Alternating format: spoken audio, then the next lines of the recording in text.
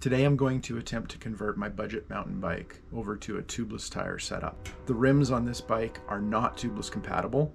I have two different rims, one of them the original giant one that came with the bike, another one I got from a builder locally with a generic rim and a Shimano hub.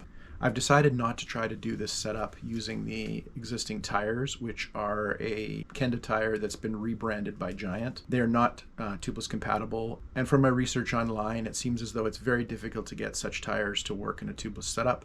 They often leak or seep the sealant out. My goal is to do this setup as cheap as possible using materials that I consider will be reliable for when I do long distance bike trips. For this installation, I decided to go with Goodyear Peak Ultimate tires because they're tubeless compatible. I got them at a really great price.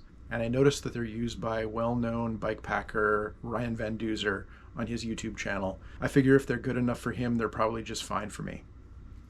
Here are the tires that I chose for this installation. Goodyear considers these a cross-country tire that have good rolling capability, so they're decent on hard pack. They'll work well on pavement if you have to do it. I ordered these tires at the best online price I could find, which was from Gear Hub Sports in Fernie, BC.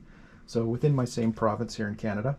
When I received these tires, I noticed they look a little bit different. The thing that I really noticed is the sidewalls. The tread looks identical to me on both of the tires, but this tire has completely smooth sidewalls, and this tire has highly textured sidewalls. Looking online, I tried to determine if one was an older tire, one was a newer tire, and I couldn't find anything that would conclusively indicate that. So I sent a message to Goodyear to find out what was going on. They were able to confirm that the smoother sidewall is indeed the newer stock, and the textured sidewall is older stock. Gear Hub Sports offered excellent customer service around this, and they were willing to do whatever I wanted to set it right. So I decided that it was best to stick with what I have. I intend to run the smooth sidewall tire on the front because I consider the front the most critical tire for grip, and I plan to run the textured one on the rear. Aside from the tires themselves, here are the parts that I purchased to complete this installation. Most of these are from Amazon. A couple of these are from my local hardware store, like the Gorilla Tape. I'm going to use Gorilla Tape for rim tape. It's a low-cost option. Lots of people have used it with success, so I'm going to give it a try myself.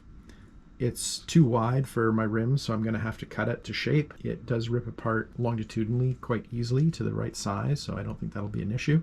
These are some tubeless valves that I purchased from Amazon. They are not the cheapest ones I could find on Amazon, but I felt like they were the cheapest ones that also had decent quality. I like the fact that it came with two sets of valve stem caps, and both of them have a little wrench built into them that allows you to remove the valve stem core while out riding. They come in many colors, so you can find some that will match the build of your bike if you want to have something that looks a little bit bling. I wanted something that was understated, so I just went with the plain black. Of course, most tubeless setups run with tire sealant. I've decided to go with Stan's No Tubes tire sealant. I have zero experience with all of this stuff, so this is just me trying it out. If you plan to install the sealant through the valve stem, it's useful to either have a syringe or something with a sharpish point like this that you can fit in the stem when the core is removed. So I'm going to give this a shot and see how that works. Of course, you always got to have some tire levers around in order to get tires on and off. These little guys are something that I got from Amazon as well. My front rim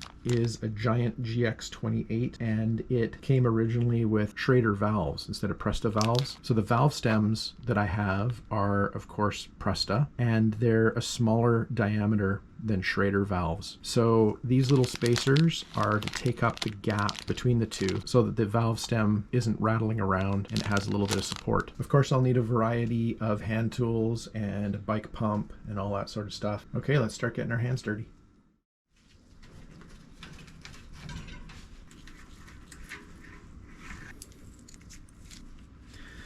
This is a Schrader valve tube, and this is a Schrader valve core remover cap.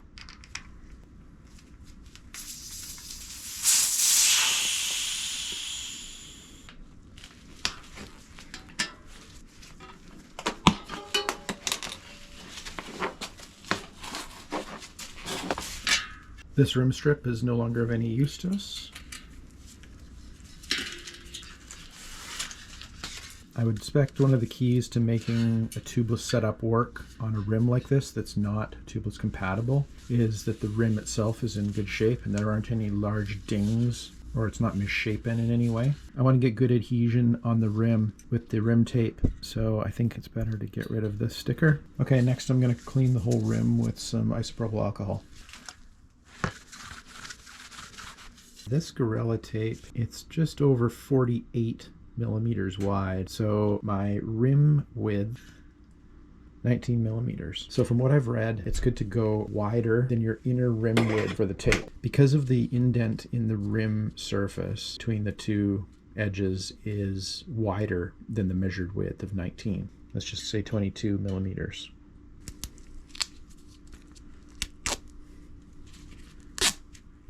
I think I need to put these little adapters in. Let's just test the width of this. So that's going to fit fine on the inner rim. As you can see on the outer rim, it's much too big for a Presto valve. So that's where those little spacers come in.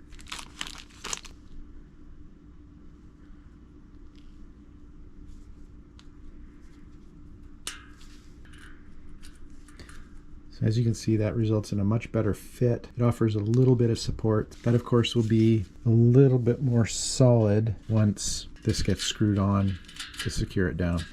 For installing the tape, you need to start on one side of the valve stem opening, overlap it a good 2 inches at least, and we'll go all the way around and then we'll overlap it on the other side. This should be pulled nice and taut and pushed down into the center channel.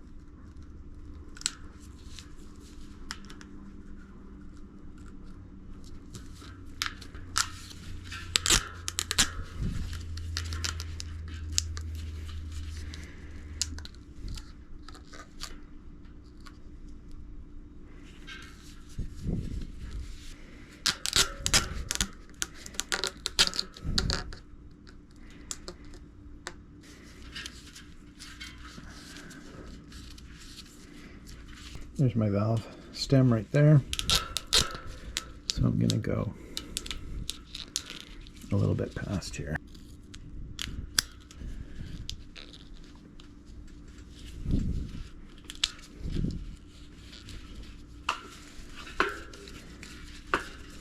If you come across a bubble like I've found right here, I think I need to try to push it to the nearest spoke if possible.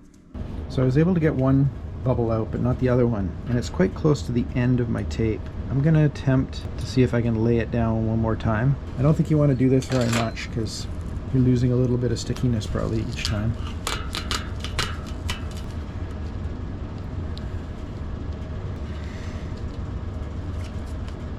So now I want to press down this little lip on each side of the rim of the tape that's sticking up a little bit. You want something that fits in there nicely. This tire lever seems like it might do the trick.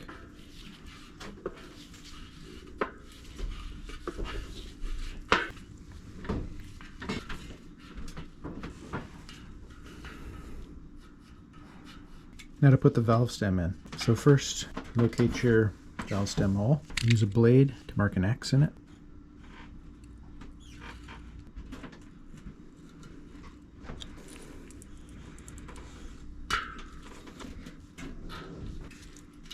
Install the rubber washer. Just to be clear, that washer does not hold air. The inner rim is not airtight. All the spokes are not airtight, and nor is the opening where the valve stem goes through. Obviously with that little plastic piece in there, that is not going to be sealing for air. The sealing is done on the inner rim where the tape is.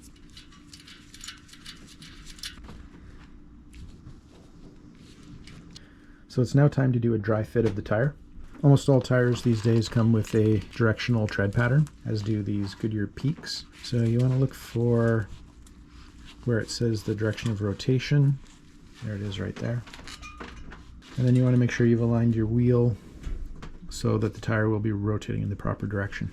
It seems like it's a little bit of an obsession for bicycle riders to line up their logo on their tire with the valve stem, or maybe to do it opposite. I'm sure some people do it that way. I'm going to follow suit, even though it really doesn't serve much of a purpose, unless except for maybe to look cool.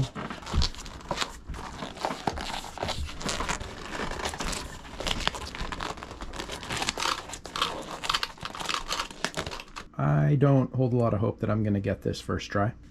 I happen to have a very small capacity little hand pump. Most people that do this seem to use either a floor pump at the minimum or they'll use CO2 cartridges or a compressor or some other method of getting air into the tire really fast. And that's to make sure that the bead will seat on the rim all the way around. I'm going to give this a shot, see what happens, and then I'm going to start troubleshooting from there if it doesn't work.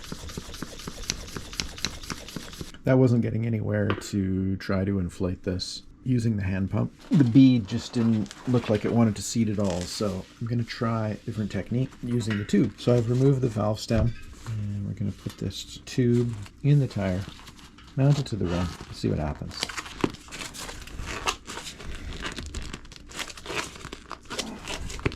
So the theory behind this technique is that you can use the tube to seat both beads, then remove one bead, remove the tube, put the tubeless valve back in, and then you'll have one bead still seated. And that one seated bead will make it easier to get the second bead to seat in a tubeless fashion.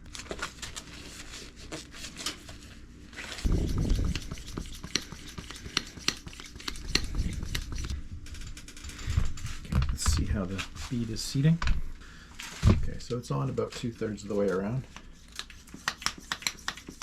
On this side, the tire beads are now seated on the rim all the way around both sides. Okay, it's pumped up to very high pressure. I don't know what, but if I had to guess, it's 50 pounds of pressure. Gonna leave it overnight. Both beads are seated completely, so we'll leave it that way and see if we can get at least one side to stick on tomorrow. Try again. 24 hours later. So here we are a day and a half later. It's time to check this out and see if I can keep one bead seated, get the tube out, and then get the whole tire to seat properly.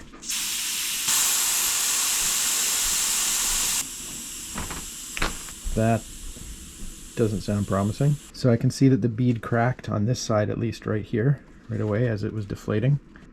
It seems like it's on this side, it's pretty much off. And I think it's off mostly on this side too. I'm gonna try pulling the tube out and just see if there's any chance we can work with this or not. Yeah, I really don't think the bead stayed seated. I can just push it away. The tire is holding a better shape than it was before. So let's just try the valve, see what happens here.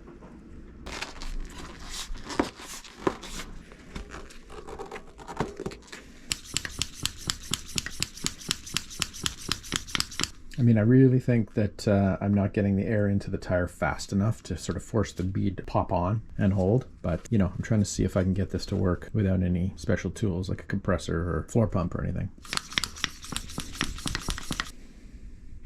Looks like a no-go. Looks like I'll have to regroup and try a different technique.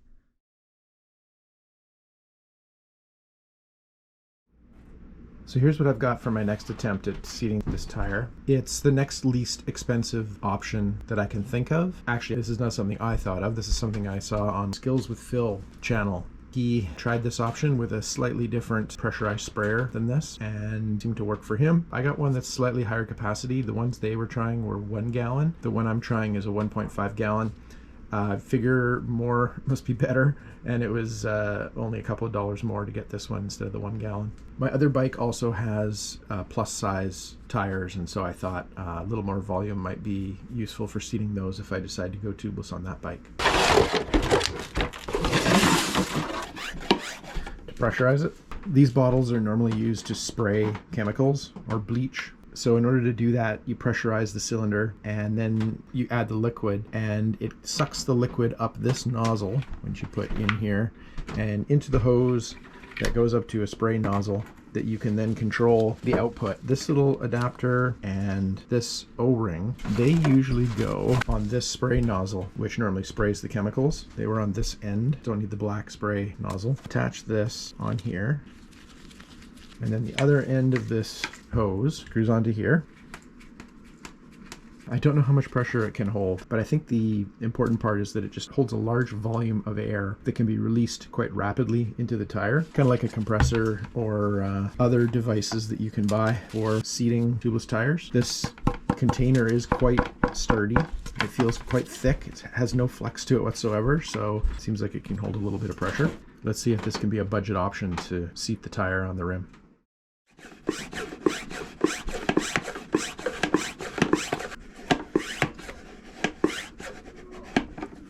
Okay, so I tried doing 53 pumps that time. The valve core will restrict the airflow too much, so I'm going to remove it. Now I have to insert this hose.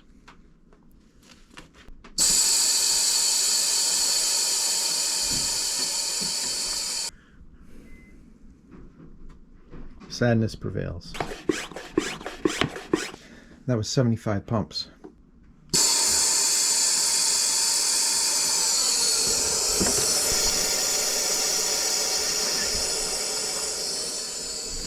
I've seen this technique work online more than once, and so I'm not unable to explain why it might be not working in my case. My best guess is that this Goodyear tire just doesn't fit very tightly against the rim. I've seen some people struggling to get their tubeless tires onto the rim, really having to wrestle it over the lip. I can mostly get this one over by hand, so I have to think that it's just maybe not fitting super tight, and so there's a big air gap, and so I need a bigger blast of air to get in there to pop the tire against the rim edge to want to fill it up. Okay, that kind of sucks. So after a little bit more research and reflection on the problem, I'm convinced that it's primarily due to the fact that the tire is just not fitting snug enough around the rim.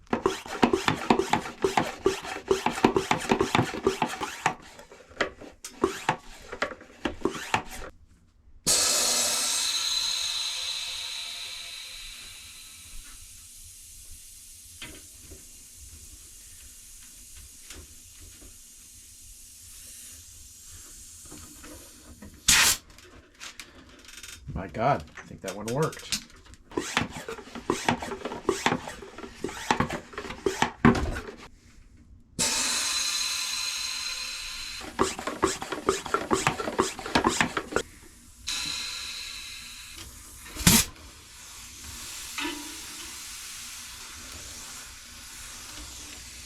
Okay, so I'm leaking a lot of air from the valve.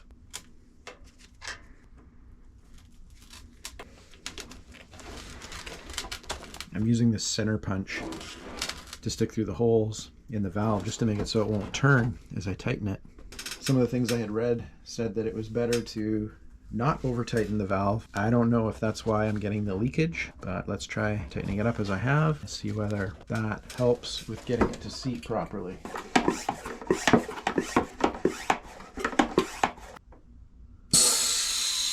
Yes. Okay. Less leaking.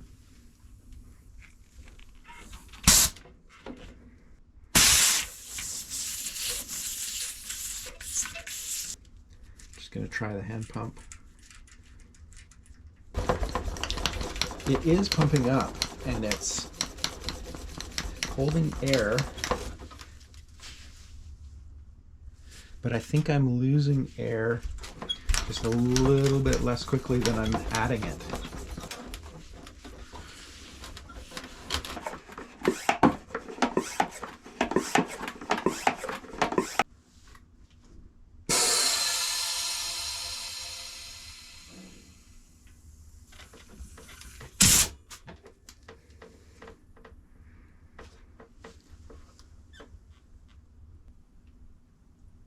I don't hear anything.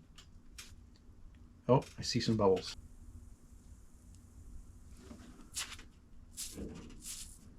Why there, I wonder?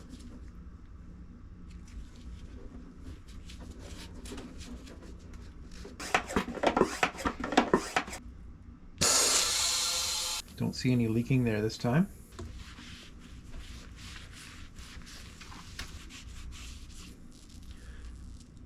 Some leaking here.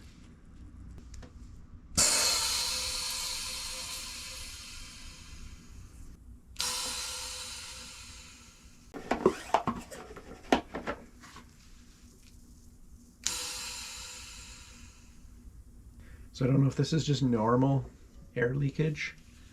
I'm getting some in various spots. I can still hear some leaking out of here, but that's okay. I kind of expect that. It's got a decent amount of pressure in it right now. But the bead, I think the bead has seated everywhere.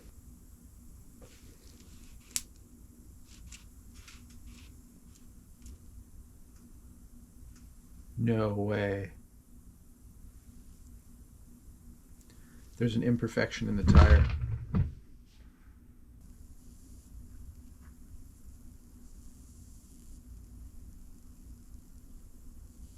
So really my question here is the leaking that I'm seeing, are those holes going to be filled by sealant and then I don't need to worry about it? So does this have anything to do with the rims not being tubeless compatible, or is this just normal? Because I have no experience with this, I'm just trying to figure it out. The good news is this pump sprayer is working really well to inflate the tire. So basically, I don't think I'm going to know the answer to these questions unless I put sealant in the tire, inflate it, shake it around, see if it seals this stuff up or not. I guess the worst thing that can happen is that I end up with a messy tire and rim that I need to clean up if I decide to go back to tubes, because that's a real possibility at this point. Without knowing how messy this might get, I put down a garbage bag that I've opened up just to have something to catch the mess. I think I have everything prepared. I've got my sealant. According to what it says on the back of this Stan's sealant bottle, for tires that are 1 to 2.4 inches or 23 to 60 millimeters wide, use 2 to 3 ounces per tire. This little bottle is 2 ounces. So I'm going to do closer to the 3 amount, seeing as my tire is 2.25 inches. So I'm going to fill it with this for one tire and then add another ounce from here into here and put it in through the valve. I've got my tank charged up. I've got the valve core out. I've got it sitting here waiting to install after. Let's see what happens.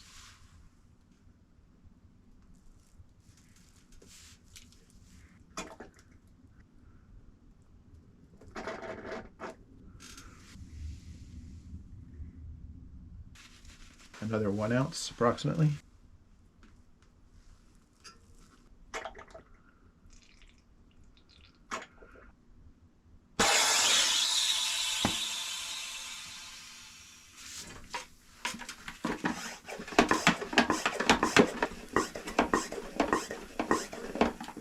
Okay, I want to get this up to high enough pressure to seat the bead. You can feel it coming out. I don't hear it popping. This tire hasn't popped yet so far while doing it. I think that one's seated all the way around. I'm going to give it one more blast. Gonna disconnect this hose. I got my valve core ready to go.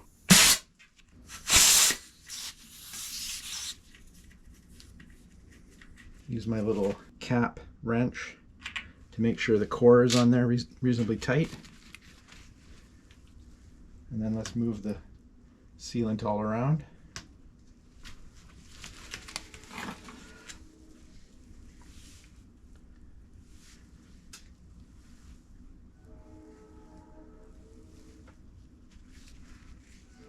I don't hear anything leaking. Put a bit of water on here, activate the soap, see if there's any leaking going on. Now I'm not sure the proper protocol here. This is all new to me. A little bit of sealant coming out of the valve. I presume that's normal. Okay, that's pumped up pretty hard. I guess I should put some soap around the actual valve. Aha.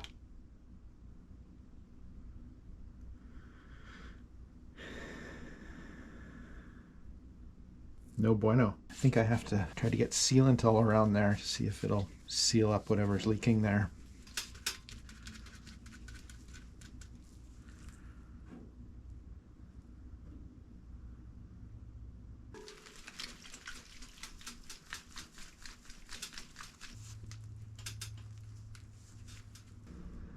There's a tiny bit of air coming out there.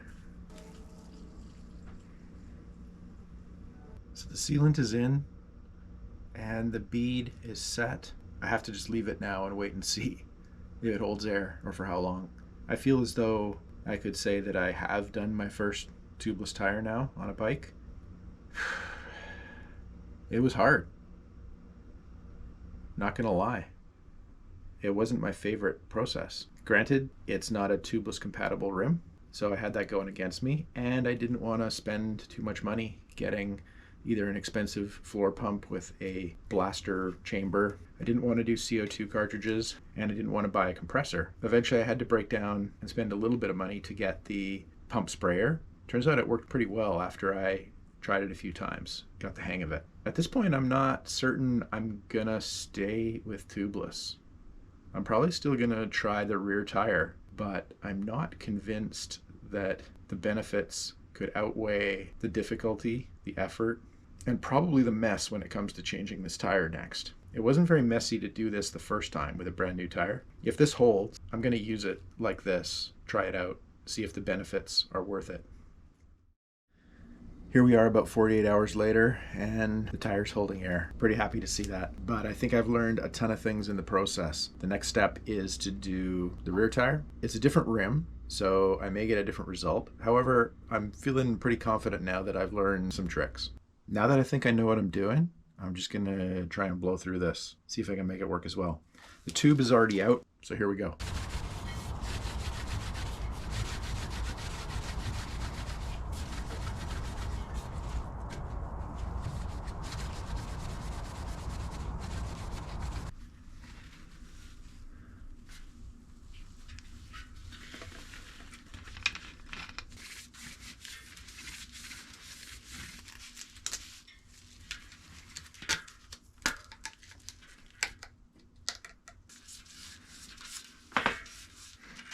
As I mentioned before, this is the one that has the textured sidewall.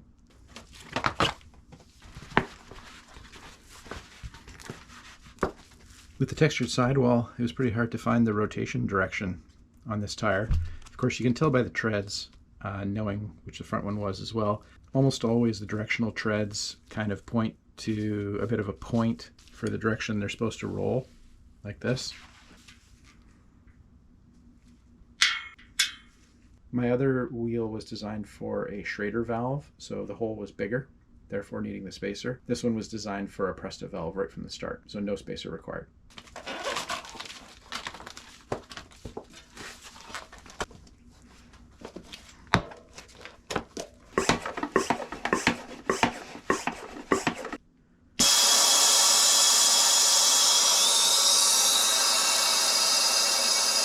Okay, no go.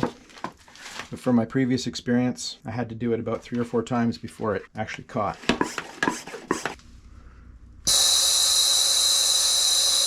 Still no go.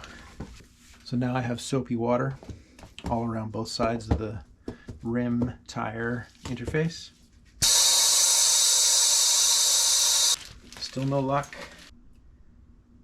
Kind of frustrating.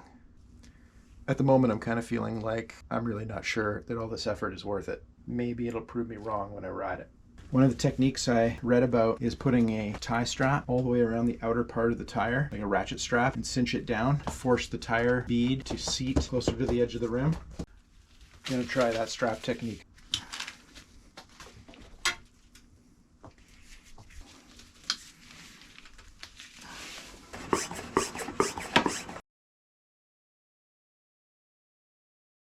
Once again, I have to say this tire fits sloppy on the rim. It's not tight. And even if I put the tire bead up sitting on the upper lip of the rim, it doesn't stay there. So maybe it would need another layer of tape on there. A bunch of 4-letter words are coming to mind.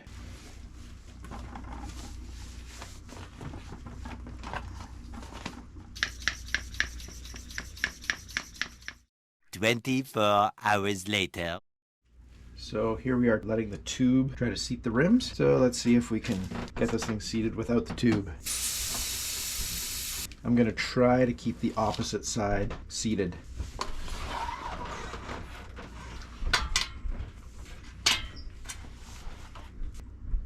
Tubeless valve back in.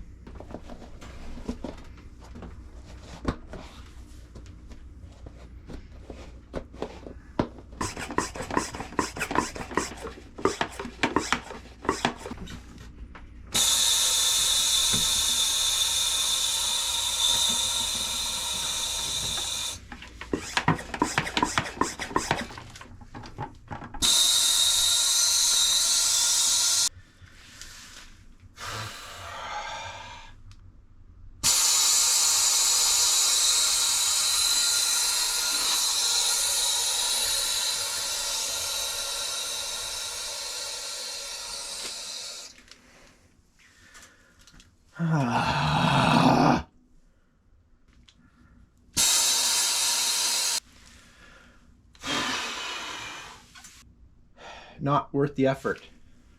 So my latest attempt is to clean off the rim again, some alcohol, and try putting another layer of tape on the rim to see if I can fill up the gap between the tire and the rim, make it fit tighter.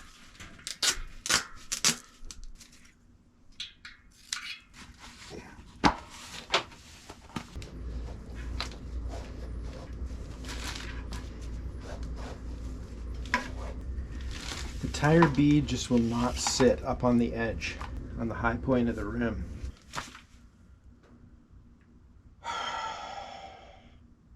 This is a slight modification to what I tried previously. After watching a video where it suggested you have to use a strap, kind of roll the bead on each side out to kind of force it to seat a little bit closer.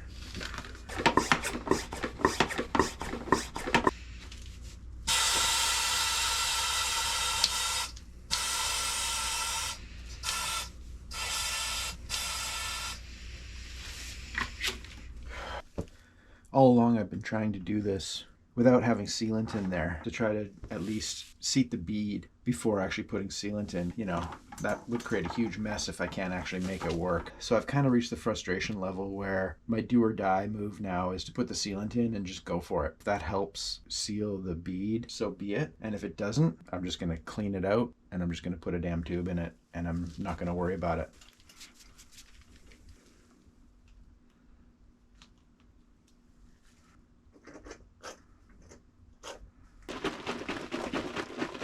One more ounce to get the recommended 3 ounces.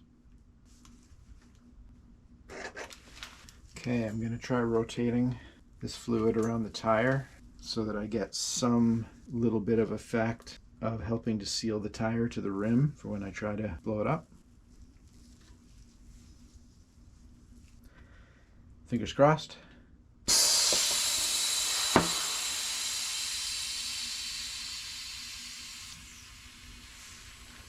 Okay,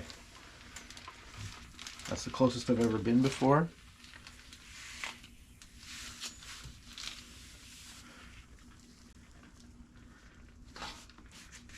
There's some sealant coming out along the rim here, I think.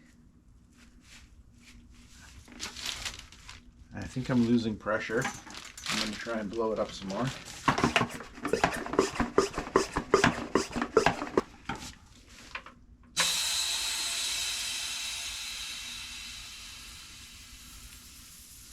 Definitely getting a lot of sealant coming out at the moment.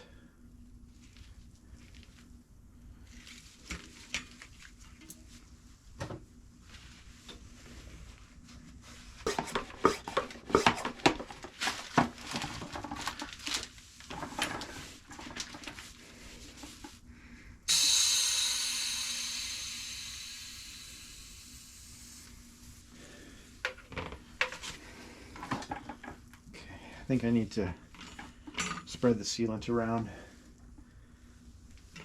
make sure it gets to all the areas.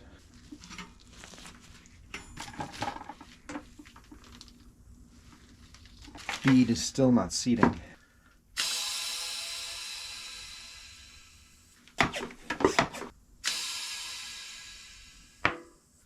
Okay, there's one side popped. Okay, both beads are now seated. You can hear the air. I think it's just coming from this valve, so I need to get the proper valve core in there.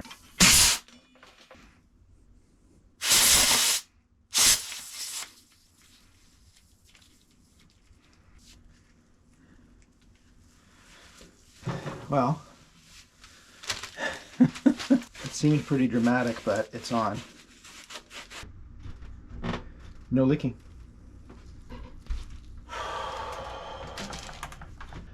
Not easy. I'm gonna let that sit until tomorrow, see how it's doing.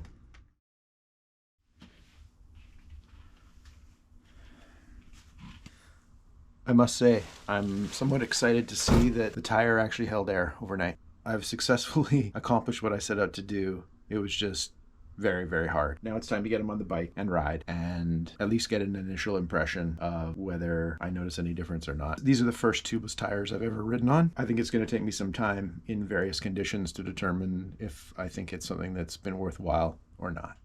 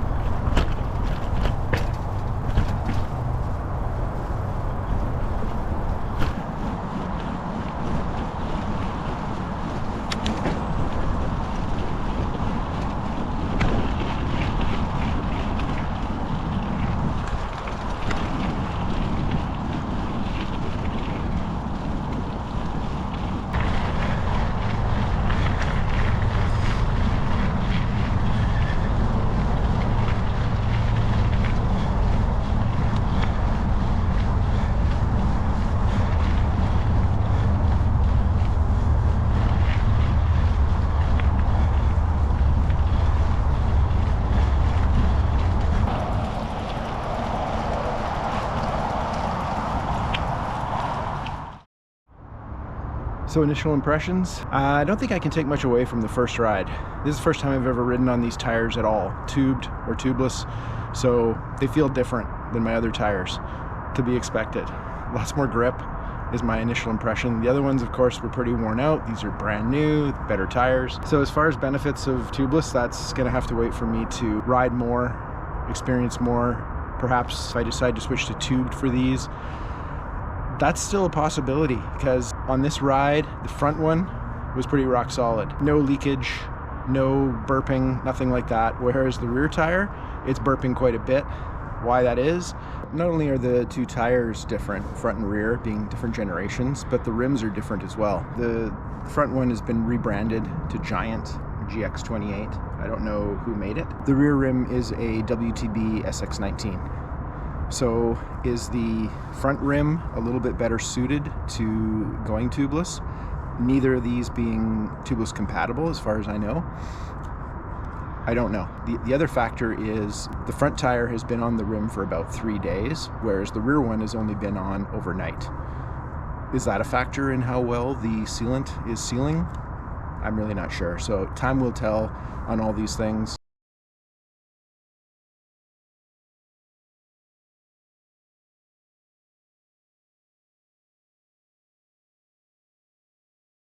So the big question, if you don't have tubeless compatible rims, should you go tubeless? I'm very much on the fence. The memories of how hard it was to get these tires on is still too fresh in my mind to say that I would definitely do it.